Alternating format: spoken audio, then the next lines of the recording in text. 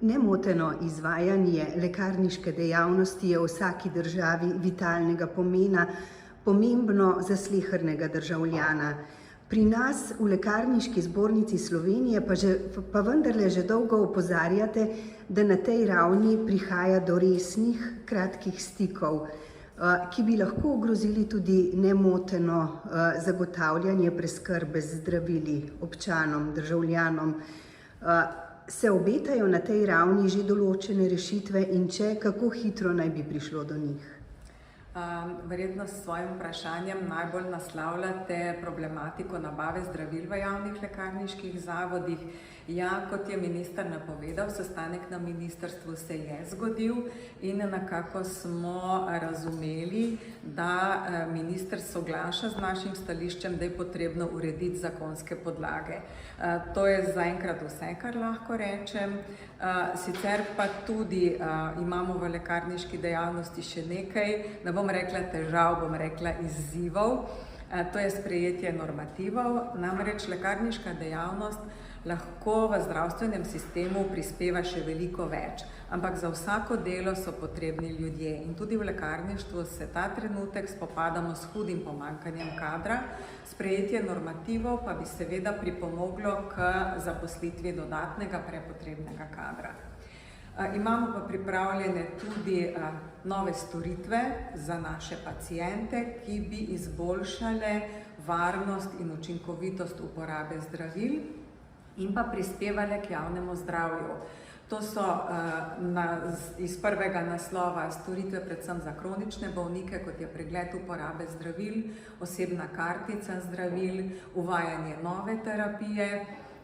Pri prispevku k javnemu zdravju pa mislim predvsem na cepljenje v lekarnah, ki ga kar v 12 evropskih državah lekarniški farmacevti že izvajajo in tam so dosegli zavidljiv dvig precepljenosti.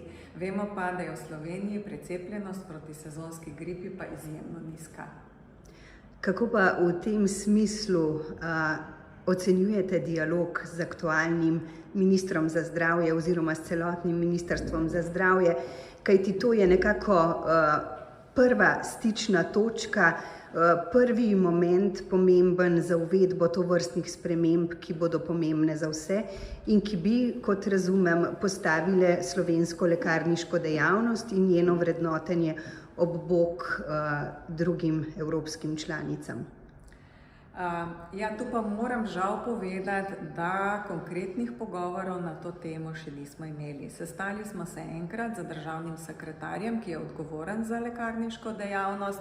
Takrat smo mu vse te stvari predstavili, naprej od tega pa žal še nismo prišli. In ja, imate popolnoma prav, brez podpore našega resornega ministrstva, brez podpore ministra, ne bomo teh storitev uspeli uveljaviti. Tudi v ostalih državah je tako, tam, kjer ministrstvo prisluhne in zazna potencial lekarniške dejavnosti, so s temi storitvami bistveno bolj naprej, kot smo v Sloveniji.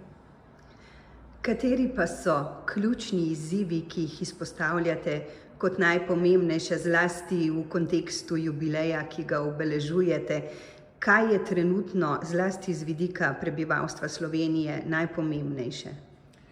Vsekakor si želimo, da ohranimo kriterije za lekarniško mrežo, se pravi, da bomo obdržali enakopravno dostopnost vseh prebivalcev do zdravil tudi v najmanjših krajih.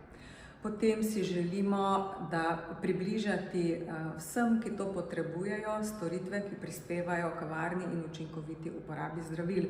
Kot sem že omenila, pregled uporabe zdravil, farmakoterapijski pregled, storitve za kronične bolnike, uvajanje nove terapije.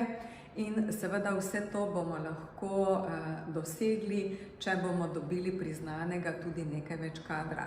Lahko povem, da so tudi normativi v lekarniški dejavnosti pripravljeni, vendar tudi to je ena od zadev, ki jo bomo uveljavili seveda z soglasjem našega ministra.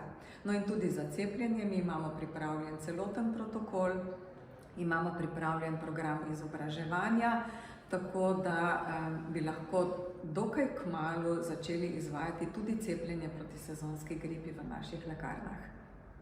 To pomeni, da v tem trenutku manjka le še začetek konstruktivnega, plodnega pogovora, ki bi pripomogel k sprejetju čim hitrejših, čim prejšnjih rezultatov, kaj ne?